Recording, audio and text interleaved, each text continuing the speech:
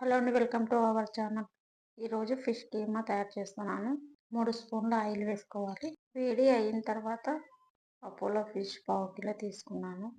కారం, పసుపు, అల్లం వెల్లుల్లి మసాలా, ధనియాల పౌడర్ ఇవన్నీ కలుపుకున్న తర్వాత అరగంట సేపు పక్కకు నానబెట్టుకోవాలి. ఒక్కొక్క పీస్ నూనెలో వేసుకోవాలి. ఇలా ఒకవైపు ఫ్రై అయిన తర్వాత మరొక వైపు ఫ్రై చేసుకోవాలి. అపోలో ఫిష్ కీమా తయారు చేస్తానని చెప్పాను కదా, అలాగే తయారు చేస్తున్నాను. పీసులన్నీ కూడా విరగొట్టుకొని ఇలా కీమా లాగా తయారు చేసుకోవాలి. చూడండి ఎంత చక్కగా తయారైందో. ఆయిల్ ఒక్క చుక్క కూడా లేకుండా రెడీ అయింది. అపోలో ఫిష్ ఒక్క ముళ్ళు కూడా ఉండదు. పిల్లలు ఈజీగా తింటారు. చపాతీలోకి కానీ రైస్లోకి కానీ చాలా బాగుంటుంది. కొత్తిమీర వేసుకోవాలి. ఇలా ఫ్రై అయిన తర్వాత పిల్లలు ఏం చేసావు మమ్మీ అని అడగకుండానే తింటారు. సబ్స్క్రైబ్ చేయండి. మరొక వీడియోతో మళ్ళీ కలుద్దాం.